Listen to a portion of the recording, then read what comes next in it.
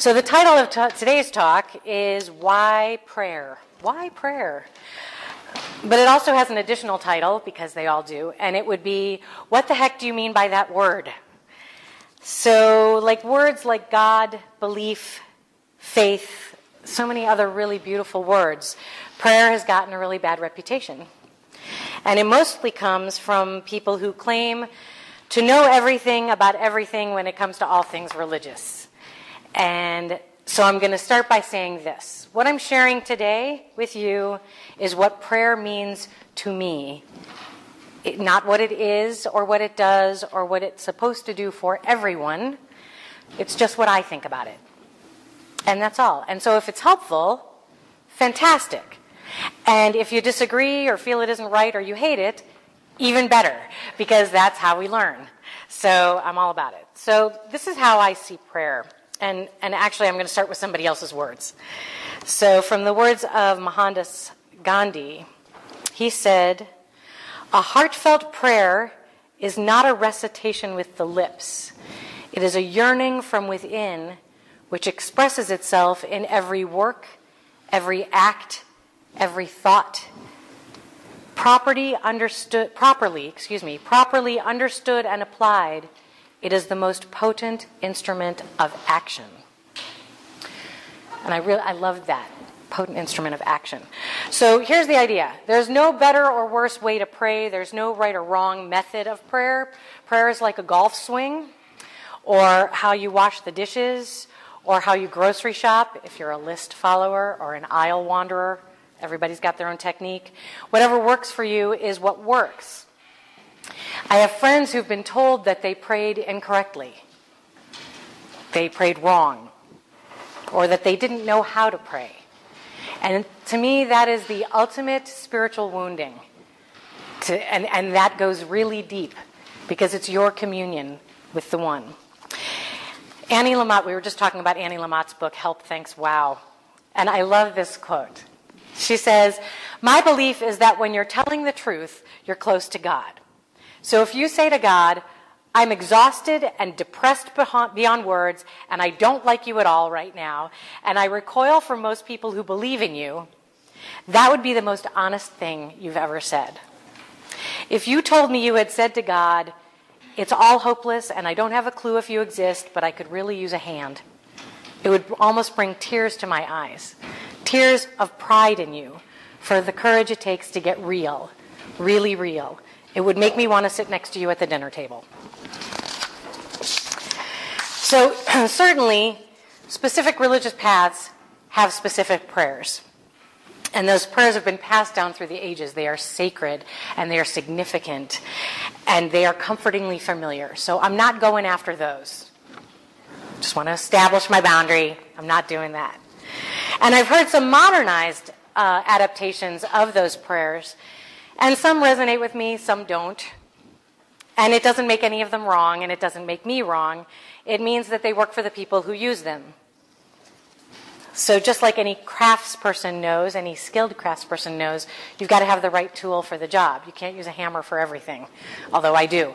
But you can't use a hammer for everything. And so the same prayer is not going to work for everyone. In the book Life of Pi, the main idea of the book and the movie Life of Pi is that whatever works for you is what's going to sustain you and keep you alive. So you can believe one thing, you can believe all things, or you can believe no thing. But what you believe is what's going to sustain you on that lifeboat that you're on. So a few years back, many years back, I used to attend and sing at the Alaska Center for Spiritual Living on a pretty regular basis. And one of my friends was so excited because she was bringing her new boyfriend to the center for the first time. And she was like, "This is so exciting. He's coming for the first time." And so we all got jazzed up because we loved when new people would come, and we'd greet them and be all excited. And we want to let them know sometimes Sunday mornings can get a little rowdy, all that stuff. Anyway, the service ended, and my friend and her date bolted out the door. It's like they were gone, like really fast. And so I called her later, and she was so upset. And I said, "What's going on?" And she said that They left, and in the car, her date commented, and I quote, "How pathetic it was to see all those weak, needy, and sad people relying on church to make them happy." Now, any of you who have attended the Alaska Center for Spiritual Living back in the day when Susan and I were doing music know that that is not the case. Needy and sad were not words that come to mind. We're up, we're dancing, we're singing, we're telling jokes, we're having positive interactions, hearing a powerful message. And so my first thought was, what filter is he seeing us through that is bringing up that reaction for him? And then I started thinking, as I was writing this talk, it's not to say that there aren't needy and sad people out there who go to church. There certainly are, all over this country. They go to centers, temples, churches. I was one of them. That's how I got there. I was seeking. I just didn't stay that place in me because I found it. And so the big question when I started looking at why prayer was, okay, so why do people seek places of worship? Why do people go to centers and churches and mosques and temples? Why do people pray? And I think that the reasons are as individual as each personality. And I know that we can guess some of the reasons. And I know that in some ways we need to call it as we see it. And I saw this, and this comes to mind, is spirituality, or religion is for people afraid of going to hell. Spirituality is for those who have been there. This is, for many people, this is their balance sheet. You know, they're going to church because they're afraid of what would happen if they didn't.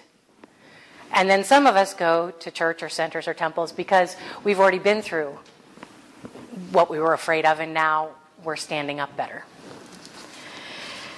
So some people look forward to Sunday mornings with a great enthusiasm. They're happy, they're excited to see their spiritual families.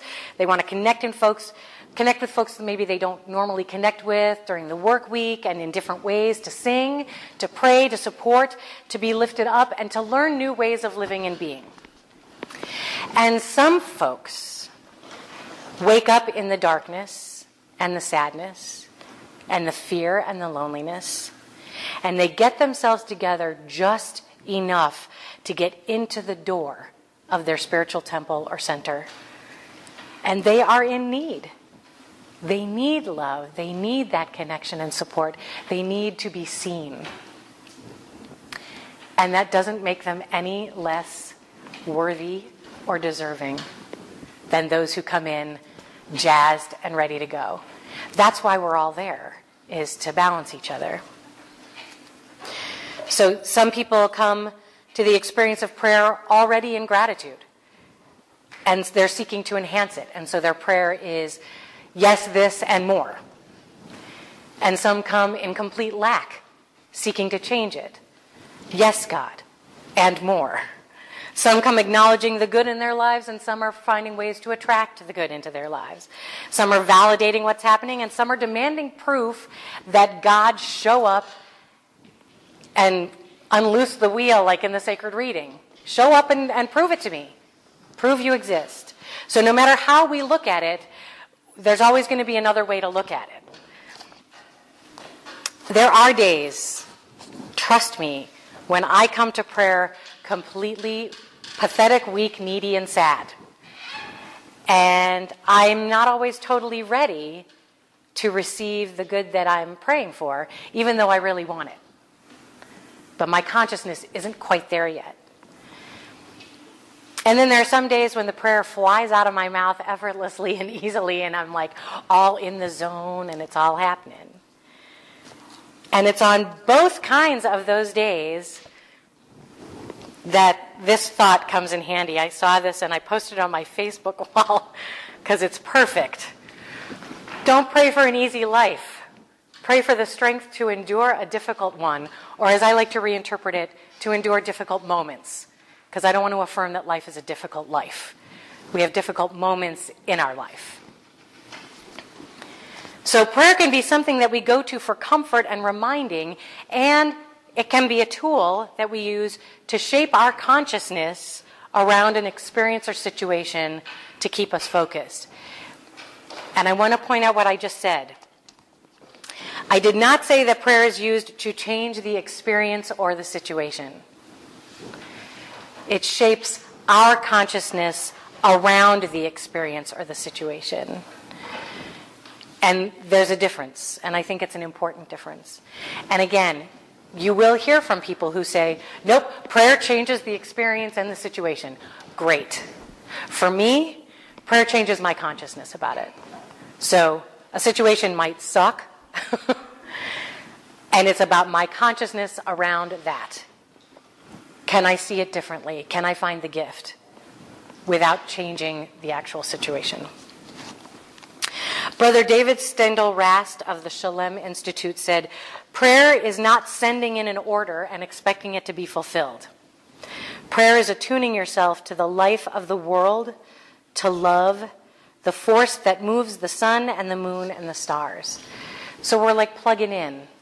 We're like a flash drive or like one of those this thing uses to work. We plug it into the computer and then suddenly it works.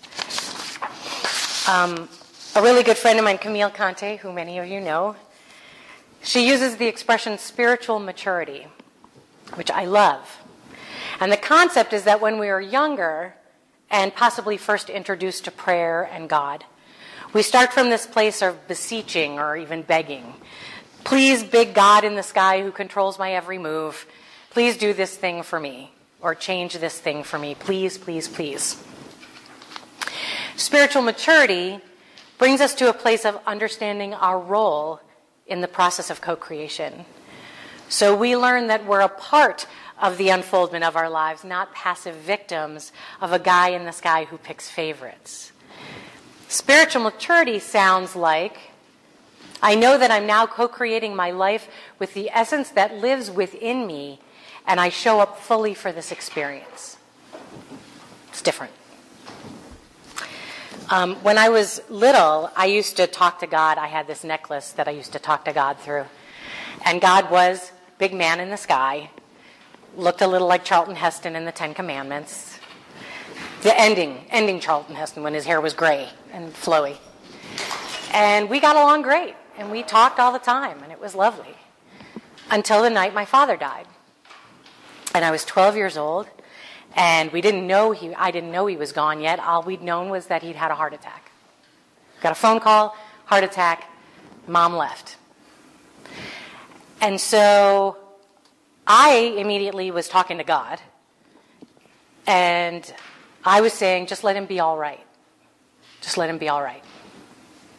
I didn't care if he was sick. I didn't care if he needed help. Just let him be all right.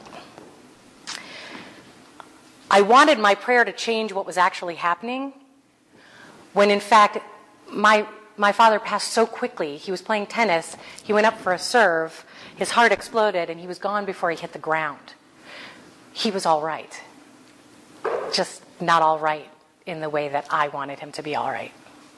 So even as I was affirming, just let him be all right, he was.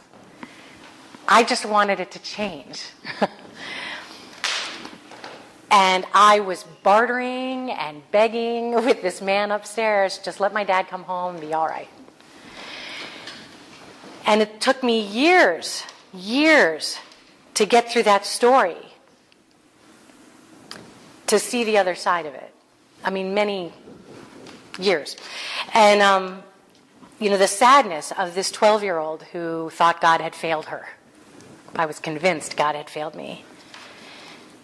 And I had to realize eventually, many years later, that my life was a journey. And part of that journey was that my dad wasn't going to be in it physically. So some people would say, well, that's kind of like defeat or resignation, like just saying, oh, well, fine, whatever. And I don't think so. I mean, it was unpleasant, absolutely. And it hurt, absolutely. And for several years, I was just about the most stubborn little God-hating Jewish child you've ever seen in your life. Hated God, yelled at God all the time. The problem was I didn't have any tools to understand what was happening. Being raised Jewish, I was raised that God's up there, you bow your head, and God's will happens, and you just accept it. And so, of course, I was mad, because my Father in the sky was disappointing me. And so I resisted everything, every possible way of learning. And so next week we'll talk more about resistance. It'll be a lot of fun, trust me. So anyway, all that said, the thing that can mess people up about prayer is they'll say, well, I prayed, but I'm not getting what I prayed for. Why isn't God giving me what I prayed for? And there are stories and poems and some really great country songs about that. Garth Brooks has a great song, Thank God for Unanswered Prayers. And so here's the thing as I understand it, and I experience it. And I found an acronym. The acronym is PUSH, pray until something happens. I also say the S can be shift with an F, which I don't always use because people get confused and sometimes they don't hear the F and then it's a whole different topic. But pray until shift happens. Something happens when we pray. Something. Every time we pray, something happens. And it may be what we want. It might be what our karma has created in this life or other past lives or many past lives. It may be where we're at on the continuum, like in Cloud Atlas. It might be what we sometimes refer to as the universe's highest good, which really irritates people when the universe's highest good isn't what we wanted. It might be a character building assignment. Again, not what we asked for. The thing is, though, something is happening. And so when people say, well, I prayed and nothing happened, that's not true. Something happened.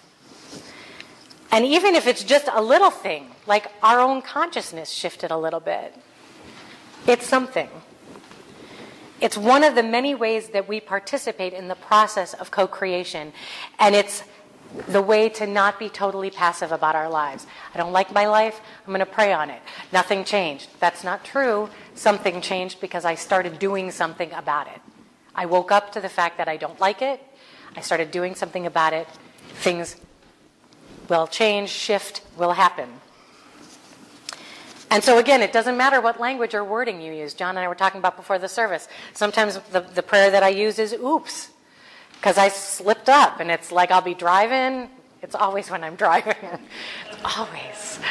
But I'll be driving, and I'll do something, and I'll immediately go oops, and I know that's my prayer for restart. Restart. Another chance. So it doesn't matter what language or wording, and it always brings me back to Meister Eckhart, who said, if the only prayer you ever say in your entire life is thank you, it will be enough. The only prayer we ever say is thank you, it will be enough. How hard is thank you? William Clary wrote the book, Prayers to an Evolutionary God. And for us dog owners in the room, we're going to like this one. Verbal prayers make sense, I think, if you know in advance that talking to God is like talking to your dog. You say human words to your dog, but he pretty much ignores that in favor of how you smell. Similarly, whatever divinity there is hears your words of prayer, but very likely ignores all you say in favor of the aroma of your heart, your kindness, your compassion. But the words of your prayer do matter to you. They give shape to your thoughts. They warm and give color to your soul and spur you to a focused listening. So prayer is connecting.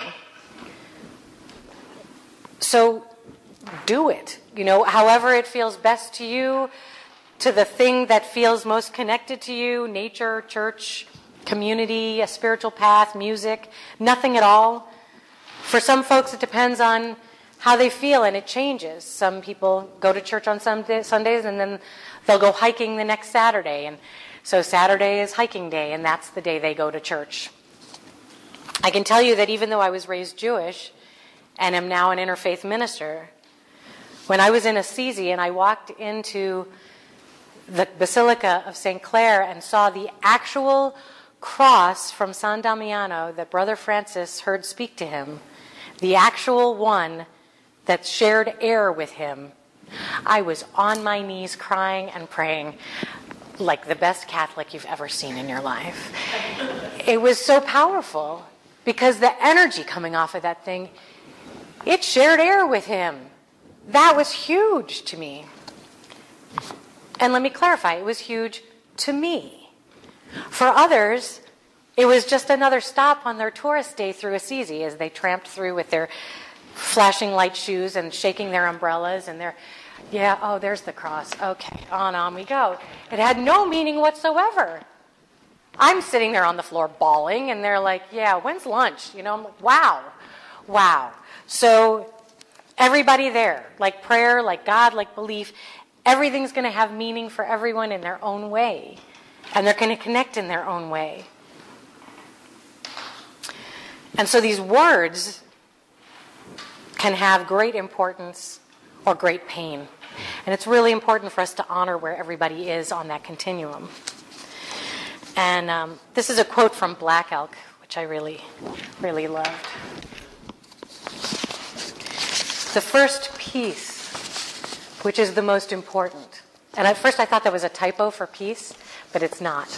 The first piece, which is the most important, is that which comes within the souls of people when they realize their relationship, their oneness with the universe and all its powers, and when they realize that at the center of the universe dwells the Great Spirit, and that the center is really everywhere. It is within each of us. We've talked about this. Where is God? It's right here. It's right here. So 2 last ideas I want to share with you, and that's participation and action. So it's one thing, like in the sacred reading, to sit back and pray and wait. Please, God, change my life as I sit in this Barcalounger, clicking through home shopping. There is something to be said for that. However, we live in a co-creative universe with evidence that when we participate in the flow, things happen. And the evidence is simple. You plant a seed, you have to water the seed. Because if you plant the seed and just go, okay, good luck, that seed's not going to do, well, it might do something if it rains and the sun shines. However, we participate in it, we water it, we cultivate it, we make sure the ground is ready for it, we participate. We can even say, I'm going to paint my house. And you go out and you buy the paint and the rollers and the drop cloths and the little edgy things, the foam edgy things, and you get everything ready, but then you leave it sitting there for a year. House still isn't painted, and now the paint's all yucky.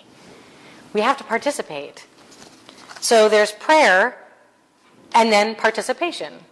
Not controlling and not limiting and certainly not bossing. It's participating. Praying affirmatively with expectancy, different from expectation. Expectation has strings attached. I'm praying to you, God, so I expect something great to happen right now. Different than expectancy.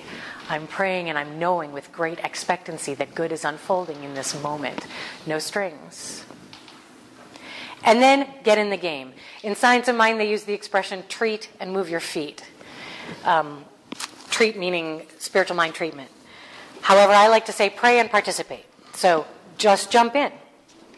And truthfully, all action can be a prayer, just like the song that we've sung here before and we will be singing later at the end of the service, Brother Lawrence. Brother Lawrence believed and lived in the philosophy that every action he did was a prayer. So when he got up in the morning, brushing his teeth was praying. Gardening was praying. Washing his bowl after breakfast was praying. Greeting his brothers was praying. Everything was a prayer, which kept him really in alignment. Try it, because it's really fun. Just for a day, or sometimes just for an hour. Just try it for an hour. If I'm driving, I have to try it for an hour. Parker Palmer said in The Promise of Paradox, he said, underlying all must be the foundation of the spiritual life, prayer. And I do not mean saying prayers. I mean a life that returns constantly to that silent, solitary place within where God, and let me add, the one, or whatever we want to call it or not call it, that thing is met, and where the abundance of life becomes manifest. A life of prayer is one in which we know the need to return constantly to a place removed, a place where the claims of the world can fall away and be seen for the illusions they are. This is the heart of prayer, the journey from illusion to truth. So one last thought. If the word God or prayer or any of the other traditional terms become problematic and get in your way, change them. It's like that slide we had a few weeks ago. If you don't like where you are, move. You're not a tree. So you don't like the word, change it.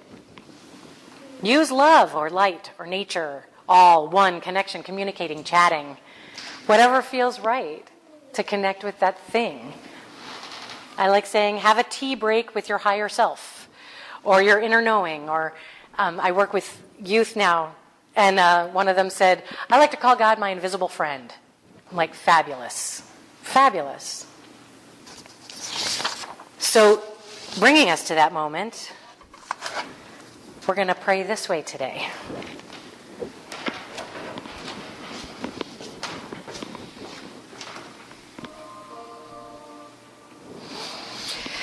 Let's take a breath. How often do I realize that I'm holding my breath or not breathing at all? And it's so important to remember that breath is that gift of life. It is truly a gift. Something that we can cherish. And so breathing in that breath of life, that breath of God, that breath of the one, that breath of love, of wholeness.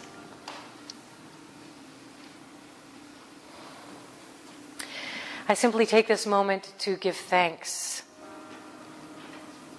for all those who reach out in prayer, for all those who reach out and say, just send some good vibes my way. I need some positive energy. I've got a job interview tomorrow. Can you think good thoughts for me? I'm going through this health challenge. Can you please know my wholeness for me? Because that's truly the essence of prayer, is knowing in our minds and in our hearts what is actually the truth, and that is that God is, and love is, and good is the very nature of ourselves, our lives, our being here.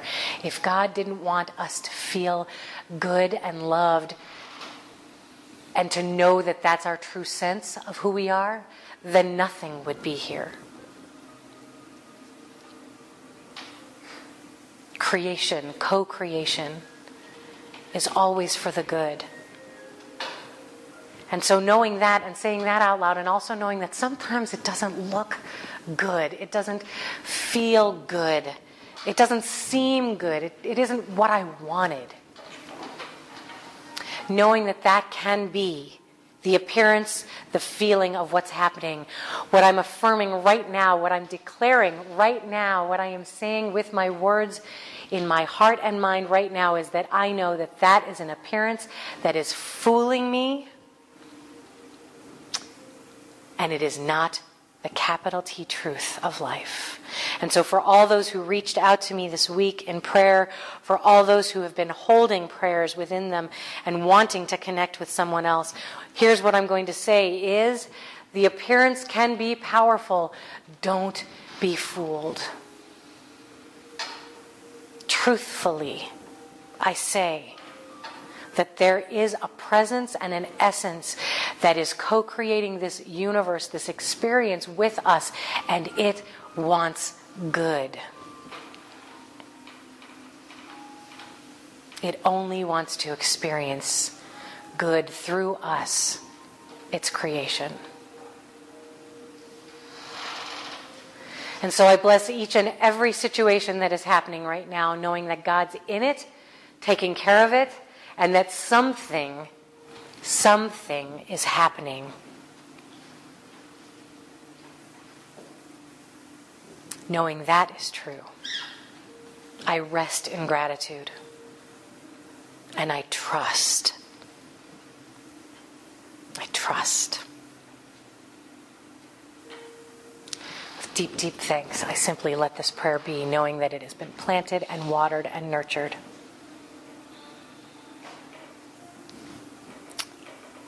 Thank you. Yes. Ashe. Amen. Ashe.